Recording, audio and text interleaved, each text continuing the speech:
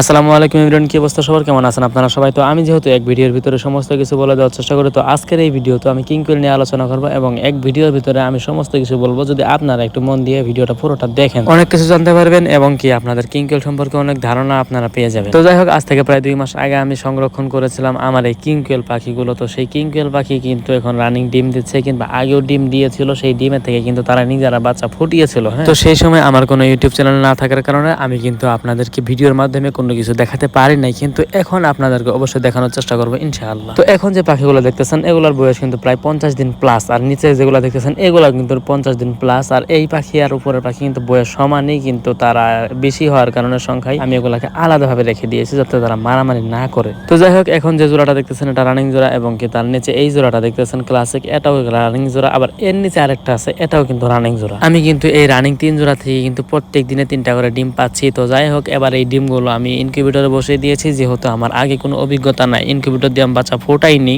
এইবারই হচ্ছে আমার ইনকিউবেটর দিয়ে ডিম ফোটানোর প্রথম অভিজ্ঞতা, যা আমি আপনাদের সাথে শেয়ার করতেছি। তো যাই হোক, এখন যে পাখিগুলো দেখতেছেন এগুলা কিন্তু আর এদের মা বাবাকে আমি যদি আপনাদের দেখাই, তো এই জোড়া হচ্ছে আর উপরে একটা জোড়া আছে, এই জোড়া, এই 2 জোড়া কিন্তু তাদের মা বাবা। এই 2 জোড়া থেকে কিন্তু আমি সমস্ত বাচ্চাগুলো পেয়েছি। তো আমি এটা বুঝতেছি না যে সাদা বাচ্চা আসলে কোথা থেকে হলো। তো যাই হোক, কিং কোয়েল থেকে এটা হতেই পারে স্বাভাবিক। এখন আপনারা অনেকেই বলতে পারেন যে ভাই, আপনার পাখি যেহেতু তারা নিজেরাই ডিম থেকে বাচ্চা ফোটায়, তাহলে আপনারা কেন ইনকিউবেটর দিয়ে বাচ্চা ফোটাচ্ছেন? তো এই প্রশ্নের যে উত্তর সেটা হচ্ছে, আমি যখন কিং কোয়েল তারা নিজেরাই বাচ্চা ফুটিয়েছিল, আমি একটা জিনিস খেয়াল করেছিলাম, তারা ঠিক মতো না খাওয়ার কারণে তারা কিন্তু অনেকটা শুকিয়ে যায়, কিংবা তারা এমন পাতলা হয়ে যায়, ওজন কমে যায়, তারা পরবর্তীতে ডিম পাড়ার ক্ষমতা ভালো একটা রাখতে পারে না। এর জন্যই ভাবলাম যে না, তাদের থেকে শুধু ডিম সংরক্ষণ করব, কিন্তু তাদেরকে দিয়ে আর বাচ্চা ফোটাবো না। আর সেই ডিমগুলো দিয়ে আমি কিন্তু ইনকিউবেটরে বাচ্চাগুলো ফোটাবো। এর জন্য আমি ডিমগুলো সংরক্ষণ করে ইনকিউবেটরে বসিয়ে দিয়েছি, যার কারণে আপনাদের সাথে আমি দেখাবো। আজকে আমার এই বয়সগুলো হচ্ছে ডিমের 3 দিন। তো আজ থেকে প্রায় আরো 15 দিন পর বাচ্চাগুলো যদি বের হয়, আপনাদের সাথে আমি অবশ্যই দেখানোর চেষ্টা করবো ইনশাআল্লাহ। যেহেতু আমার আগে কোনো অভিজ্ঞতা নেই, কিংবা আমি আগে কখনো ইনকিউবেটর দিয়ে বাচ্চা ফোটাইনি, এর কারণে আমি আপনাদেরকে বলবো, যদি আপনাদের বিষয়ে ধারণা থাকে, কিংবা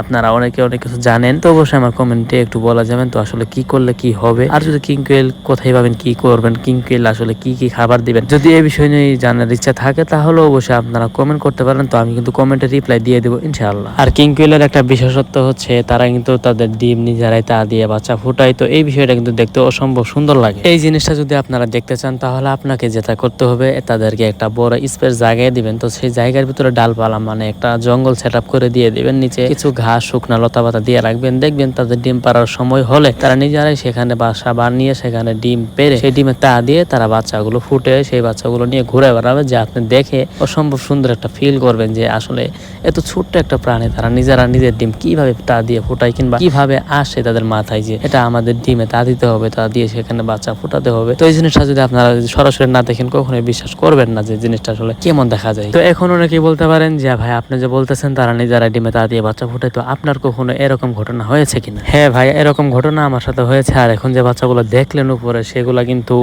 ওইরকম তারা নিজেরাই বাচ্চা ফুটিয়েছিল, সেগুলো বাচ্চা কিন্তু এগুলা। আর এগুলা নিয়ে কোনো কিছু আপনাদেরকে দেখাতে পারিনি, কারণ ওই সময় আমার কোনো ইউটিউব চ্যানেল ছিল না, যার কারণে আমি আপনাদেরকে এই বিষয় নিয়ে কখনো দেখাইনি। কিন্তু এখন থেকে রেগুলার কিং খামার চ্যানেলে আপনারা যদি যুক্ত থাকেন, তো অবশ্যই নিয়মিত আপডেট আপনারা কিন্তু পেয়ে যাবেন। আর যদি কেউ আমার থেকে সংরক্ষণ করতে চান বীজ ডিম কিংবা 0 বয়সের বাচ্চা, তো এগুলো নিতে পারবেন, যোগাযোগ রাখবেন। আর আপনারা যদি আমার থেকে বড় বাচ্চা নিতে চান, তাও নিতে পারবেন। 1 মাস বয়সী বাচ্চা যদি নিতে চান, তাও নিতে পারবেন। আর যদি বলেন যে বোর্ডিং কমপ্লিট বাচ্চা, তাও এগুলো কিন্তু আমার কাছ থেকে খুবই কম রিজনেবল প্রাইসে কিন্তু নিতে পারবেন। আর রিজনেবল প্রাইস এর জন্যই বললাম, কারণ আমি যে সময় কিনতে চেয়েছিলাম কিন্তু অনেক ঘোরাঘুরি করো, কিন্তু আমি পাইনি, অনেকটা পেরেশানি হয়েছে। তো আপনাদের যদি পেরেশানি না হয়, এই চিন্তা করে কিন্তু আপনাদেরকে আমি খুবই কম দামে আপনাদেরকে দেওয়ার চেষ্টা করবো ইনশাআল্লাহ। তো যাই হোক, আজকের ভিডিওটা আর বেশি লম্বা করবো না, আজকের ভিডিওটা এই পর্যন্ত শেষ করে দেবো। আর আপনারা যদি আমার কিং খামারের সাথে যুক্ত থাকেন, তাহলে অবশ্যই আমার সাথে কথা বলতে পারবেন। কথা বলে আপনাদের যা জানা থাকে জেনে নিতে পারবেন, কমেন্টও করতে পারবেন, কিংবা আপনাদের পরামর্শ কিন্তু আমাদেরকে দিতে পারবেন। আর স্ক্রিনে দেওয়া যে নাম্বারটা হোয়াটসঅ্যাপ, তো সেই নাম্বার আমাদের সাথে যোগাযোগ করবেন। যে কোনো বয়সের পাখি আমাদের থেকে নিতে পারবেন ইনশাআল্লাহ। খুবই ভালো মনের পাখি আপনাদেরকে দেওয়ার চেষ্টা করবো, কোনো ধরনের বাজে পাখি আপনাদেরকে আমি দিব না। তো পাখি সংরক্ষণ করার জন্য স্ক্রিনে দেওয়া নাম্বারে যোগাযোগ করুন। ধন্যবাদ সকল, আসসালামু আলাইকুম, ভালো থাকুন সকলেই।